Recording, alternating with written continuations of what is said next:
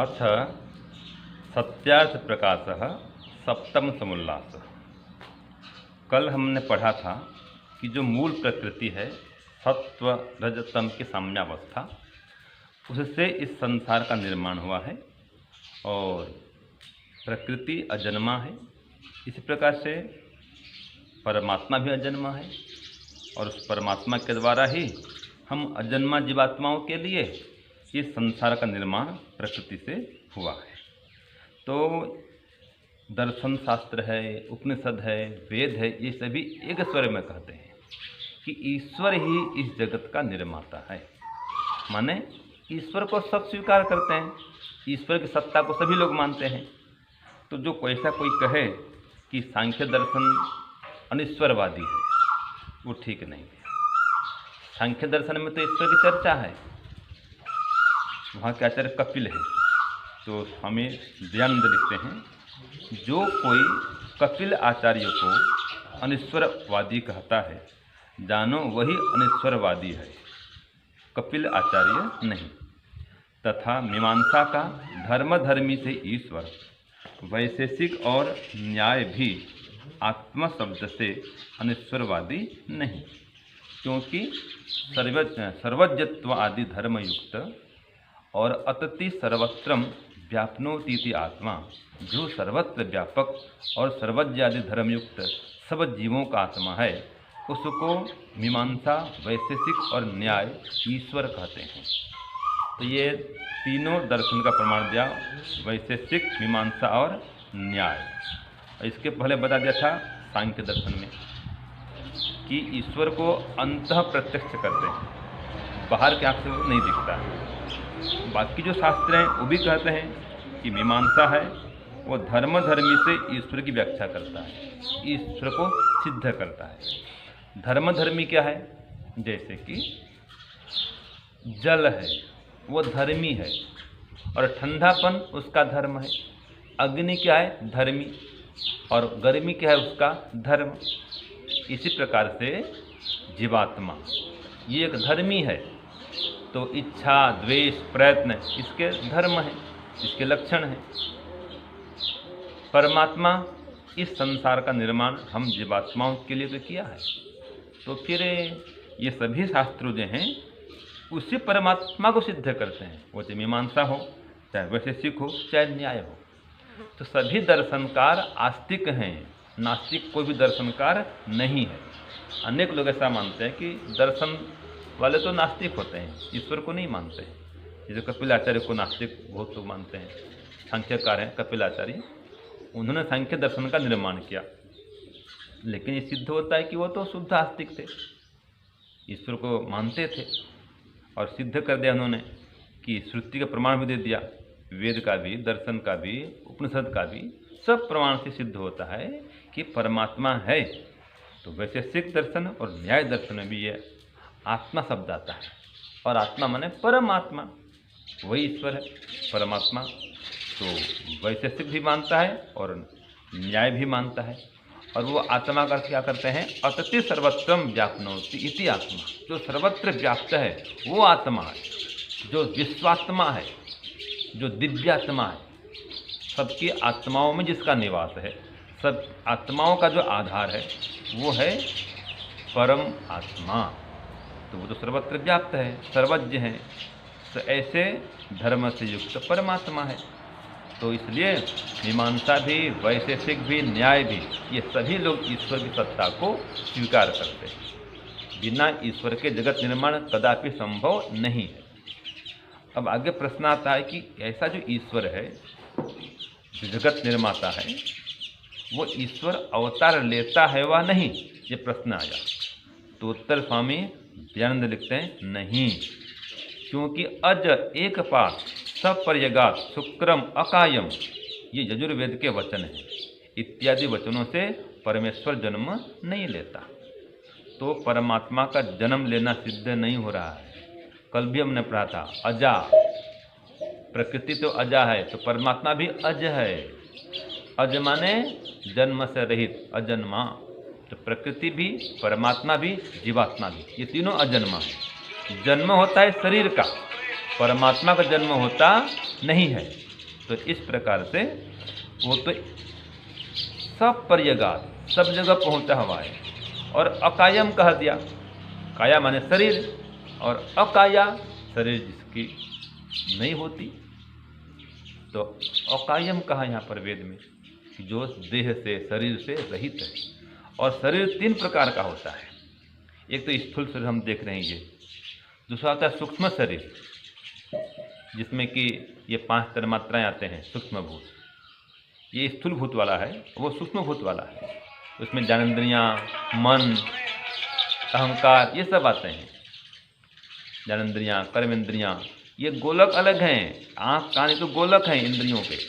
उसके अंदर जो शक्ति है देखने की, वो है नेत्र इंद्रिय। अंदर सुनने की शक्ति वो है कर्ण इंद्रिय। ये तो केवल गोलक है, आँख कान, ये तो नष्ट हो जाते हैं। लेकिन जो शक्ति है वो नष्ट नहीं होती।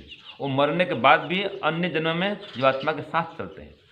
तो ये है सूक्ष्म शरीर, ये कारण शरीर जो दिख रहा है। और एक है नहीं, ये स्थूल शरीर जो दिख रहा है, जो अंदर इसका है वो सूक्ष्म शरीर। और जो सभी के शरीर के अंदर है वो है कारण शरीर, अर्थात वृक्ष के अंदर भी है, पशु पक्षी मनुष्य सबके अंदर जो है वो है कारण शरीर। वो कौन है? प्रकृति। वो सब में समान है। स्थूल शरीर सबका अलग अलग है, कारण शरीर सबका एक है, सब में वही प्रकृति है। और जो सूक्ष्म शरीर है वो तत्व के हिसाब से सब में समान है, लेकिन उसकी क्वालिटी सब में अलग अलग है। किसी की बुद्धि बहुत तेज है, किसी का मन बहुत शांत स्थिर पवित्र है, किसी का मन अपवित्र है, किसी की बुद्धि मंद है। तो ये सूक्ष्म शरीर में अंतर हो सकता है, इसकी क्वालिटी में, उसके कार्यक्षमता में, उसकी कार्यक्षमता में अंतर हम देख सकते हैं। तो परमात्मा के पास में न तो ये सूक्ष्म शरीर है, न कारण शरीर है, और न ही स्थूल शरीर है। तीनों शरीर से परमात्मा रहित है। तो वो परमात्मा अजन्मा है, कभी अवतार लेता नहीं है। अगर अवतार लेगा वो सर्वत्र व्यापक नहीं हो सकता, वो एक दृष्टि हो जाएगा, फिर जन्म मरण के बंधन में आ जाएगा।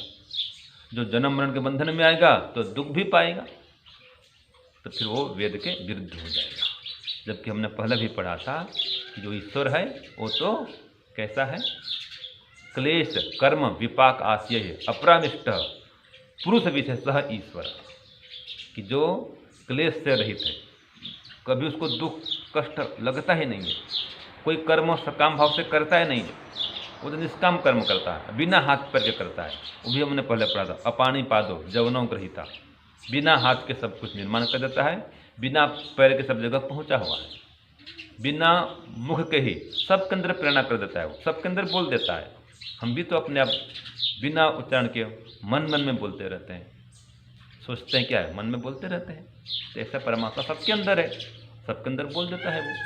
तो उसको बोलने के लिए ये शारीरिक मुँह की आवश्यकता नहीं, संसार बनाने के लिए हाथ की आवश्यकता नहीं, शत्रुओं का नाश करने के लिए अवतार लेने की आवश्यकता नहीं। कभी शरीर धारण नहीं करता और सबके शरीर में रहता है। किसी को मारना होगा तो जीवात्मा को निकाल देगा शरीर से, इसके लिए उसको अवतार क्या लेना पड़े। तो इस प्रकार से परमात्मा कभी जन्म लेता नहीं है, अवतार लेता नहीं है, वो अजन्मा है, अनंत है, सब जगह फैला हुआ है और अनादि काल से अनंत काल तक रहने वाला है। तो ऐसे परमात्मा के संबंध में कोई कहे कि वो अवतार लेता है तो वो वेद के विरुद्ध है। अब इस बात को कल बताएंगे गीता के माध्यम से, कि गीता में तो आता है यदा यदा हि धर्मस्य ग्लानिर्भवति भारत अभ्युत्थानम अधर्मस्य तदात्मानं सृजाम्यहम्। इसका क्या अर्थ है, ये कल इस पर हम विचार करेंगे। ये क्यों कहा और इसका क्या अर्थ है, ये सही है कि गलत है, ये इसका उत्तर हमको कल मिलेगा। आज के लिए इतना। ओम शांति ओम शांति।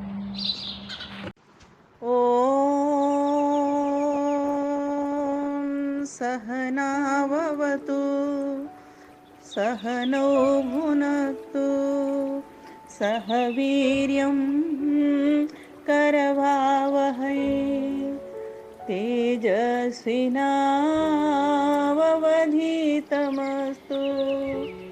मा विद्विषावहै।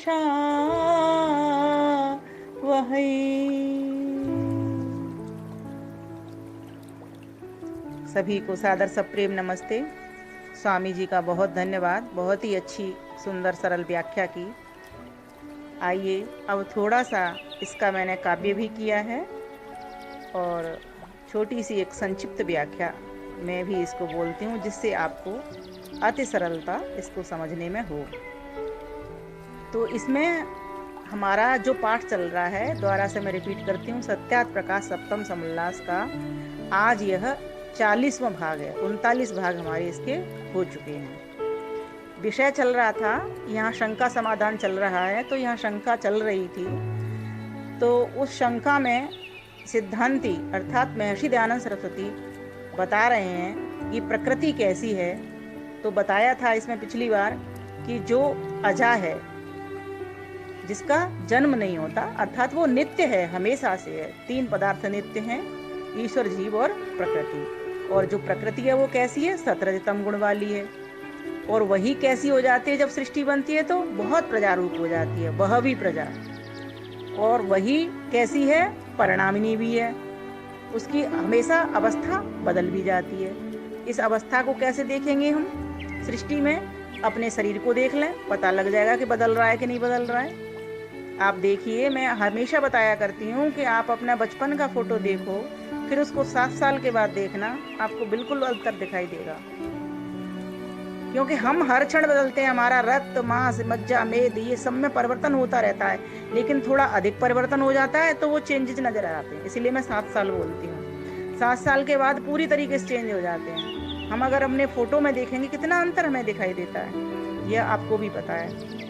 तो ये शरीर किससे बना है? प्रकृति से बना है। तो इसमें परिणाम हो रहा है ना, इसमें परिवर्तन हो रहा है, अर्थात अवस्था इसमें चेंज हो रही है, अवस्था में अंतर आ रहा है। तो इसको कहते हैं अवस्थांतर।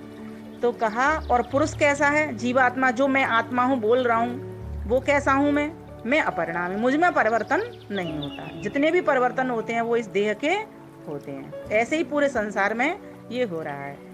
एक बीज होता है, अंकुर फूटता है, फिर और बड़ा होता है, पौधा बन जाता है, पौधा बन के फिर वृक्ष बनता है, फिर फल फूल बनते हैं। ये सब अवस्थांतर है। किसका? प्रकृति का, प्रकृति के कार्य का।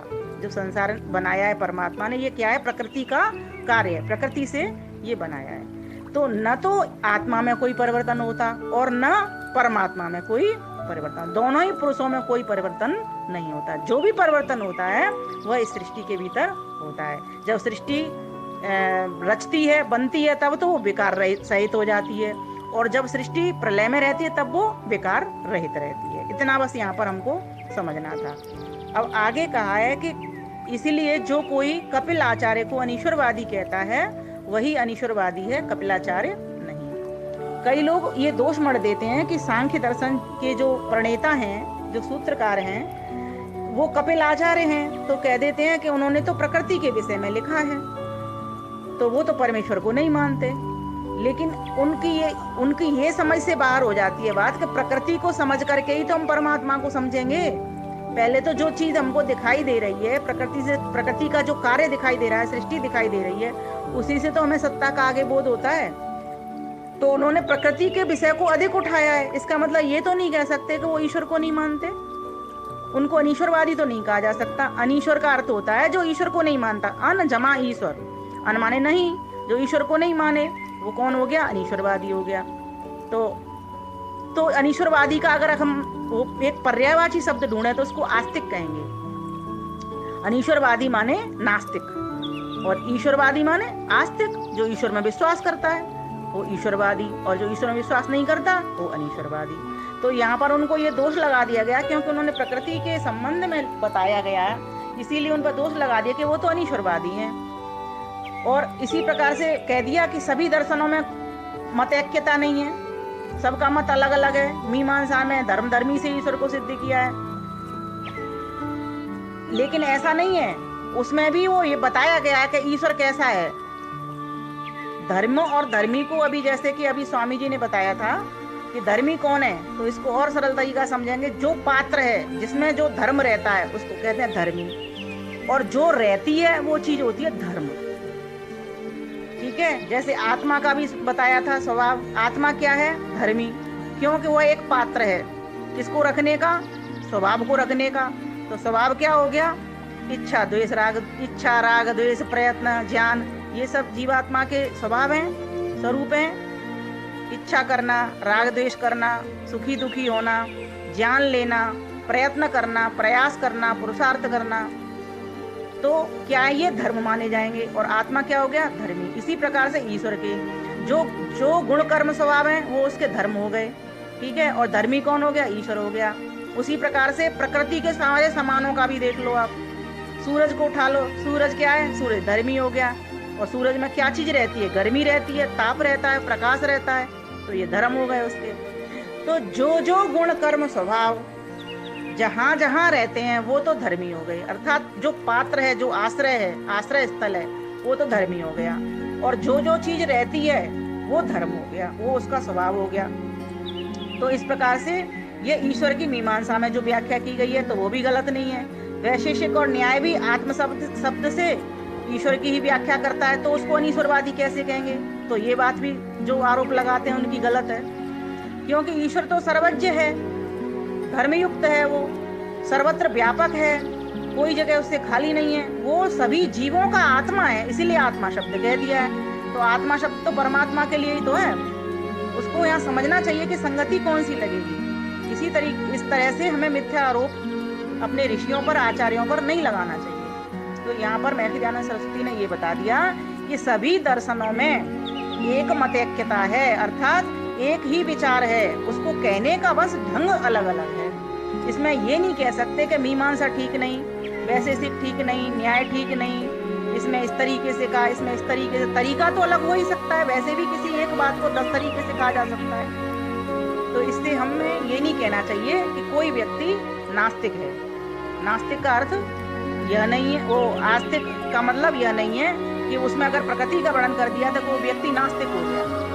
वो व्यक्ति भी आस्तिक है, क्योंकि उसने वो प्रकृति के द्वारा परमेश्वर को सिद्ध कर रहा है वहाँ पर। इसीलिए आपको ऐसे लगता है कि प्रकृति की बात आई है, तो यहाँ परमेश्वर के भी तो वहाँ पर बहुत सारे सूत्र हैं। अगर आप ठीक से पढ़ेंगे सांख्य दर्शन को तो समझ आएगी सारी बात। इसीलिए सभी को मैं कहती हूँ दर्शनों को पढ़ना चाहिए, अध्ययन करना चाहिए। ये कौन आरोप लगाते हैं? जो पढ़ते नहीं है वे आरोप लगाते हैं। तो अब फिर प्रश्न नया उठा है कि ईश्वर अवतार लेता है व नहीं? तो महर्षि दयानंद सरस्वती कहते हैं नहीं, वह अवतार नहीं लेता। तो क्या प्रमाण दिया महर्षि दयानंद सरस्वती ने? अपनी बात तो वो कुछ कहते नहीं, क्योंकि अब शब्द प्रमाण पर ही सबको भरोसा है और शब्द प्रमाण ही सटीक है। तो कहा कि वेद में आया ही, यजुर्वेद में 34 के अध्याय का 53वां मंत्र है, उसमें आया शृणो तो अज एक पात। उस परमेश्वर की सुनिए जो अज है, जो कि अजन्मा है, जो जन्म नहीं लेता, एक पात अर्थात एक ही निश्चय से अव्यभिचारी बोध वाला है वो। ऐसा वो परमेश्वर सर्वज्ञ है जिसका कि जन्म नहीं होता। फिर कहा सपरेगा शुक्रम कायम। अब ये मंत्र आया है 40वें अध्याय में, 40वें अध्याय का 8वां मंत्र है ये भी सभी को याद कर लेना चाहिए। ये मंत्र बहुत अच्छा मंत्र है ईश्वर के स्वरूप को समझने के लिए। इसमें निर्गुण भक्ति भी है उसकी और सगुण भक्ति भी है। तो इसको समझें कि वो परमात्मा कैसा है, शीघ्रकारी है, चारों ओर है, सब जगह विद्यमानता है उसकी, अकायम है, शरीर से रहित है वो, उसकी कोई देह इंद्रिया मन ये सब होते नहीं हमारी तरह। तो इस प्रकार से उसका उत्तर जो पूर्व पक्ष का था कि ईश्वर अवतार लेता है व नहीं, तो मना कर दिया कि वह अवतार नहीं लेता, क्योंकि उसका जन्म होता नहीं। अवतार किसका होता है? हमारे अवतार होते हैं, हम जन्म लेते हैं क्योंकि हम बंधन में पड़ते हैं, जन्म होता है हमारा। परमात्मा तो किसी बंधन में पड़ता नहीं है, वो तो हम सदा मुक्त है। देखो इस बात को, अंतर को समझो।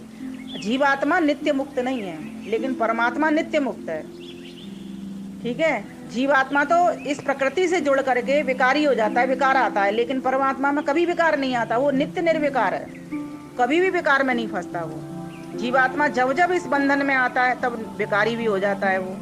ये अभी तो यही तो पढ़ा था हमने कि प्रकृति सृष्टि में सविकार हो जाती है, प्रलय में निर्विकार रहती है। आत्मा शुद्ध स्वरूप है, लेकिन जब जब इस प्रकृति से जुड़ जाता है तो अपनी शुद्धि को भूल जाए तो इसके विकार लेना शुरू कर देता है, तो बंधन में पड़ता चला जाता है। जब उसको शुद्ध ज्ञान हो जाता है तो इस बंधन से छूटने का प्रयास करता है, तो फिर वो अपने शुद्ध स्वरूप में आ जाता है और मुक्ति को प्राप्त कर लेता है। तो ये छोटी छोटी बातें हैं, ये समझ में आ जाएंगी ना तो ज्ञान समझ में आ जाता है फिर। और जब ज्ञान समझ में आया तो व्यवहार भी समझ में आ जाता है कि फिर हमारा और ईश्वर का और प्रकृति का तीनों का तालमेल क्या है, क्या संबंध रहेगा, किसके साथ क्या व्यवहार रहेगा हमारा, ये भी समझ में आ जाता है। तो अब अगला प्रश्न उठेगा कि इत्यादि वचनों से परमेश्वर न जन्म लेता न कभी शरीर वाला होता है। तो ये देखो कितने सारे उदाहरण दे दिए, दर्शनों के भी आ गए, इसमें उपनिषद के भी आ गए। अब आगे गीता का आएगा तो इसको हम कल पढ़ेंगे। और ये सभी को गीता के श्लोक पता है, जो श्लोक आने वाला है, यदा यदा हि धर्मस्य, ये वाला श्लोक आएगा। तो अब इसके द्वारा प्रश्न उठेंगे और फिर उसकी समाधान होंगे, ये समझना बहुत जरूरी है, जिससे शुद्ध ज्ञान होगा। अब आइए मैं थोड़ा सा काव्य जो मैंने इसका जो बोला है उसी का काव्य भी लिखा था, बोलती हूँ। सत्यात प्रकाश सप्तम समुल्लास भाग 40। अतः जो कोई कपिल आचार्य को सांख्य शास्त्र के प्रणेता हैं, जो सांख्य शास्त्र के प्रणेता हैं, कहता है उनको नास्तिक तो वही खुद नास्तिक होता है। अभी बताया था ना, धर्म धर्मी से ईश्वर सिद्धि मीमांसा में जो आई, या फिर आत्म शब्द से न्याय व वैशेषिक में ईश्वर हित दिखलाई। ये अभी जाना था कि सभी दर्शनों में अगर किसी में आत्मा की बात आई है, मीमांसा में आई है, जैसे धर्म धर्मी की बात है ना, वैशेषिक में आत्मा शब्द आया है, न्याय में भी आया है, तो उससे ईश्वर की सिद्धि की गई है। तो यहाँ पर यह समझना चाहिए कि यह शब्द जो है एक शब्द ते होत है बहु अर्थन को ज्ञान। संगति देखनी पड़ती है कि ये शब्द कहाँ किस लिए आया है। धर्म धर्मी से ईश्वर सिद्धि मीमांसा में जो आई, या फिर आत्म शब्द से न्याय या वैशेषिक में ईश्वर हित दिखलाई। सभी शास्त्र में एक रूपता, भिन्नता नहीं है कोई भी, अभिन्नता है। सभी शास्त्र में एक रूपता, मीमांसा हो या वैशेषिक न्याय। अतति सर्वत्र व्यापनोतित आत्मा, सब जीवों के आत्मा के हित आए। आत्मा जो सभी जीवों का एक आत्मा है वही तो परमात्मा है। अब यहाँ पर हमने बोला ना आत्मा, सिर्फ बोला ये कि सब जीवों का आत्मा है, वह परमात्मा। तो आत्मा अगर लिख दिया परमात्मा की जगह पर तो इसमें क्या गलती है? कोई गलती नहीं है। तो इसीलिए इसको ठीक प्रकार से हमको समझना पड़ेगा। सर्वज्ञ विभु सर्वत्र जो व्यापक वही सभी का एक आत्मा, उसी का नाम ईश्वर होता, धर्म युक्त वो परमात्मा। कोई नहीं अनीश्वरवादी, सभी आचार्य जन आस्तिक हैं, अर्थात ईश्वर पर विश्वास करने वाले हैं। कहने का ढंग पृथक पृथक, जो ना समझे वे स्वयं नास्तिक हैं। कहने का सभी का ढंग अलग अलग है, कौन किस चीज को ईश्वर रख करके और उस चीज को सिद्ध करना चाह रहा है। ये सबका अपना अपना डिफरेंट एक तरीका होता है। जैसे एक वक्ता का एक डिफरेंट तरीका होता है बताने का, एक ही ईश्वर को कई तरीके से वो प्रेजेंट करते हैं। ईश्वर में बहुत सारे गुण हैं, तो कोई गुण कहता है, कोई गुण कहता है, कोई किसी तरीके से उदाहरण से समझा रहा होता है। इस प्रकार से सभी आचार्यों ने उसी ईश्वर को सिद्ध किया है अलग अलग ढंग से। तो अब फिर नया प्रश्न उठ गया, क्या ईश्वर अवतार लेता, पूछ रहा अब नया प्रश्न, पूछ रहा अब नया प्रश्न। तो सिद्धांती उत्तर देता है, नहीं कहा सिद्धांती ने क्यों कि अज होने से ना तन मन, क्योंकि वो तो अजन्मा है, तन मन कहाँ से आया उसका। ऐसा हमारी तरह तो मन होता नहीं, मन हमारा जड़ है, प्रकृति से बना है। ऐसा वो उसमें तो प्रकृति से परमात्मा बना नहीं है, और ना वो बनता है, वो तो हमेशा से है, नित्य सिद्ध है, वो तो नित्य उसकी सत्ता है। यजुर्वेद के 34-53 और 40-8 मंत्रों को पढ़ कर देखो, प्रमाण बता कर दे दिया उत्तर, पाठक जन भी डायरी लेखो। आप भी अपनी डायरी लेखो, आप इसको अपनी डायरी में नोट कर लीजिए कौन कौन से मंत्र में क्या कहा। जो अज एक पाठ शब्द है वो 34वां अध्याय खोलना, 53वां मंत्र है, उसमें कहा श्रृणो तो अज एक पाठ, सुने अजन्मा, अज से अजन्मा, एक पाठ, एक निश्चय वाले अव्यभिचारी बोध वाले परमात्मा को सुने कि वो क्या कहता है। इस प्रकार से उसका अर्थ बनता है। आप खोलेंगे अध्याय यजुर्वेद के 34वां तो आपको मंत्र स्पष्ट हो जाएगा। धन्यवाद आपका बहुत बहुत, नमस्ते।